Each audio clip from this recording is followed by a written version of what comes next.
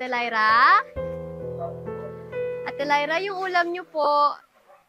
Ate Lyra! Oh, Mariel, ang aga mo naman. Kailangan po ng pagkain ng mga kapatid ko, kaya kailangan maaga din po ako eh. Napakasipag mo talaga. Di ka ba magkakasakit niyan? Puro trabaho na lang yung ginagawa mo. Para naman po sa mga kapatid ko to, sa pamilya ko. Sabihin mo para dyan sa mga batugan mong kapatid. Ay, naku. Alam mo kung ako yung mga kapatid nun, nilayasan ko na yun.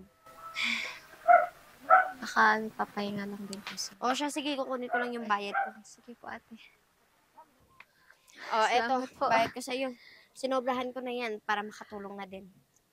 Ako po ate, kailangan niyo pa po ito sa pangangailangan niyo. Nako, Mariel, wag nang pero-pero dyan. Para na naman sa'yo yan eh. Hindi po ka sobra Sige po. na. Tulong ko na yan sa inyo. Pwede na lang po ate ng, marami po ba kayong labahan dyan? Lalabahan ko na lang po para sakto po yung binigay niyo sa akin para sulit naman po yung bayad niyo. Nako, Mariel, sigurado ka ba? Sigurado po ako. Yung binigay ko, tulong ko yan ha. Pero sige, bibigyan na lang ulit kita kung gusto mo talaga maglaga dito. Salamat. Sige. Tara, pasok na po.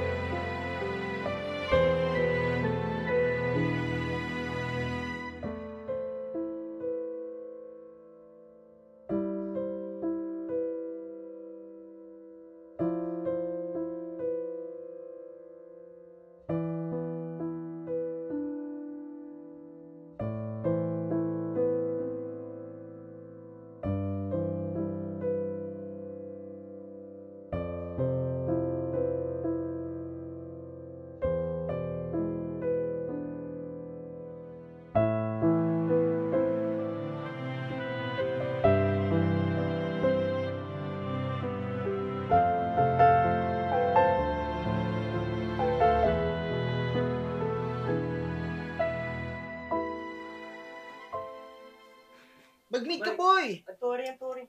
Oo nga, mag-meet ka muna. Pati mo yung kalaban, no? Kuya, hindi man lang ba kayo nagligpit?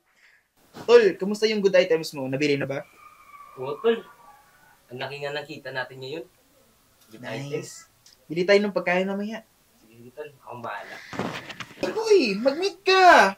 Diba magkakapatid tayo dito? Dapat nga nagtutulungan tayo. Alam nyo naman ako nagbabayad dito sa bahay. Kahit na naman sana yung pinagkainan mo, niligpit mo. Ano naman gawin ko eh. Diba para nakapagpahinga na ako? Ganon. Sinusumbatan mo na kami. Bakit? Ano ba tingin mo sa sarili mo, ha? Labandera ka lang naman at tindera, di ba? Akala mo kung makapagsalita ka, nakapagtapos ka. Hoy, Mariel. Huwag kang ilusyonada, ha? Saka ka na magmayabang kung nakapagtapos ka na. Wala kang kwenta. Boba ka naman di ba? Boba? Kuya, alam mo naman, di ako nakapagtapos, di ba? Kasi binabayaran ko yung utang natin dito sa bahay, di ba? Hoy, Mariel. Ang katulad mo na utusan lang ng bayan, itagalinis at tagahugas lang namin ng pinggan. Tandaan mo yan. Kaya umayos-ayos ka, ha?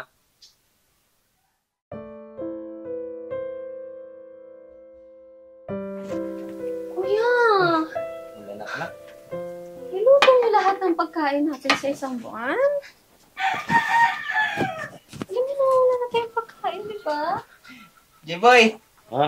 ano yung kapatid mong diktador,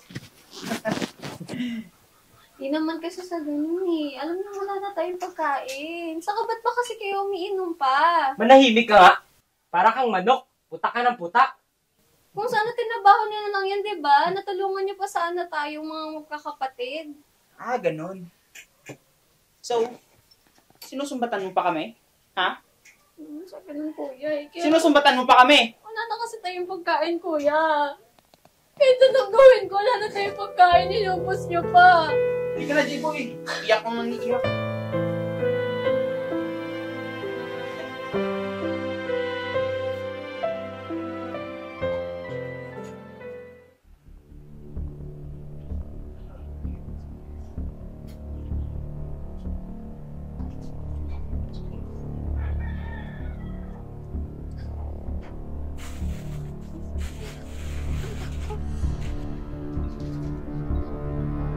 Kuya, pero ko yan.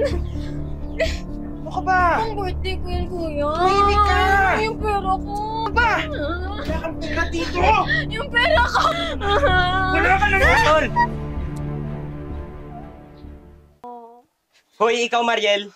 Pag gusto ng kuya mo, ibigay mo. Saka may email tournament pa kami bukas. 10K pustahan doon. Kaya kung ako sa'yo, ibigay mo na lang. Ay, makaalis na nga.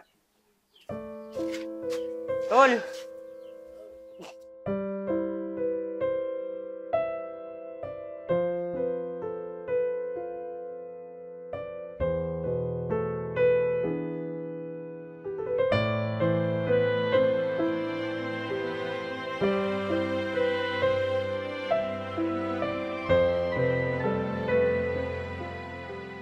Tol!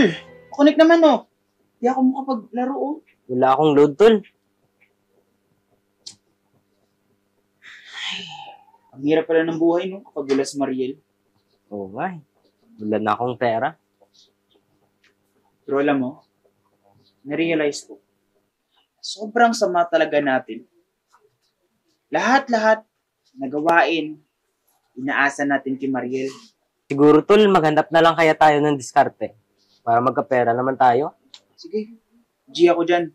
Pero sana, matino na. Gusto ko kasi, mabuhay na matiwasay na.